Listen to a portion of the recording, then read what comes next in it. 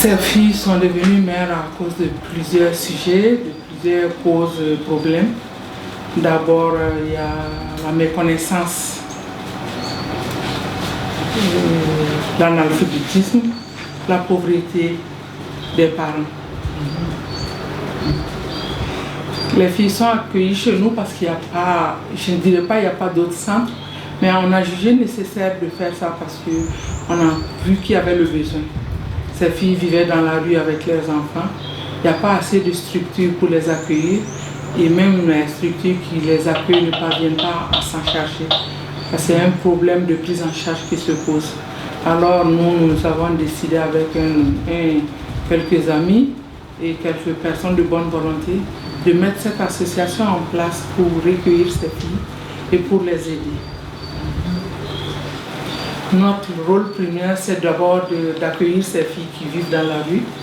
Nous les accueillons chez nous, nous les hébergeons, nous les aidons sur le plan sanitaire, sur le plan social, pour la restauration de leur bien-être, de leur confiance en soi, parce que beaucoup de ces filles viennent chez nous, beaucoup sont déprimées, elles font des dépressions, beaucoup sont malnutries et beaucoup sont malades, et les enfants que nous recevons la plupart du temps sont à 80 et 90% malnutris. L'objectif de l'association, c'est de les accueillir chez nous et restaurer leur estime en soi. L'effectif des pensionnaires, on ne peut pas donner un nombre, mais je dirais que ça dépasse la centaine parce qu'on a commencé l'association officiellement en 2006.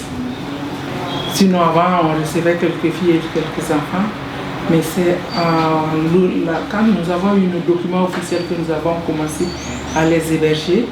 Et on a reçu pratiquement 200 filles et leurs enfants qui sont passés à l'association. Actuellement, on a une dizaine et nous en recevons tous les jours. En fait, ce n'est pas fixe. On refuse de faire un quota pour donner plus de chance aux filles et aux enfants. Nous recevons pratiquement à longueur d'année des filles et des enfants. Le site est ouvert. C'est 24 heures sur 24. Et nous recevons à tout moment, chaque fois qu'il y a un besoin, nous sommes disponibles pour les accueillir. Ces filles viennent démunies, totalement perturbées. Nous essayons d'abord de les rassurer. Le besoin le plus important d'abord, c'est le côté sanitaire, comme je l'ai dit.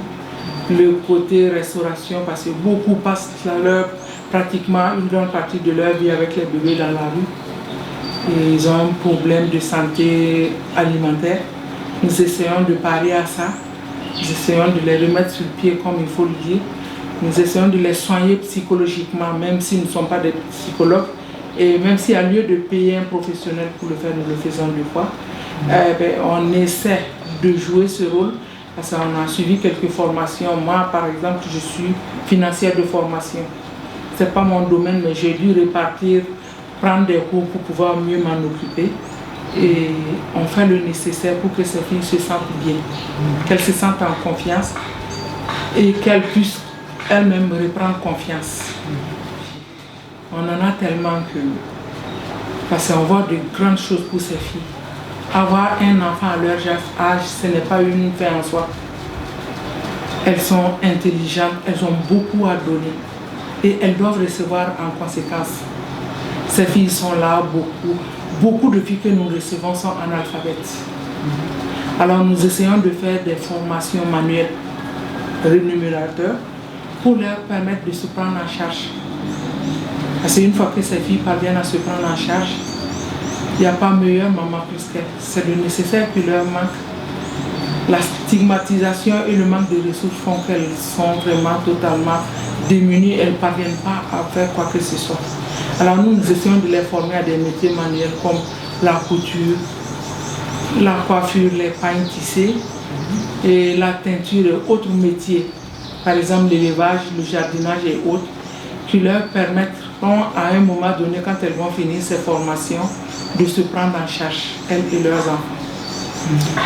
Notre objectif, c'est l'autonomie financière pour ces filles et leurs enfants. Nous avons été énormément touchés. Cette année, pour la saison hivernale 2021, ça a été exceptionnel. Les gros vents, les grosses pluies. On a eu beaucoup de dégâts ici, pas seulement le centre, mais nous voyons ce qui se passe autour de nous. Nous disons que nous sommes chanceux.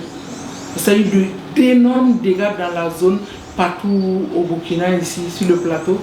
Mais nous avons, à notre côté, nous avons eu beaucoup de dégâts sur les bâtiments, sur le matériel de couchage, les bâtiments, le matériel de formation ont été énormément touchés. On a eu beaucoup de pertes à cause de l'eau, à cause des gros vents, les bâtiments ont été touchés, la literie a été touchée, les dortoirs, les salles de formation ont été énormément touchés. On a été affectés par la pluie, par les gros vents, et il y a eu beaucoup de dégâts. Donc on a beaucoup de réparations à faire. On a besoin de beaucoup de réparations pour que le centre puisse être encore fonctionnel, que les filles et leurs enfants puissent rester dans les dortoirs en toute sécurité, que les salles de formation soient utilisées en toute sécurité. Mais pour cela, on a vraiment besoin d'aide.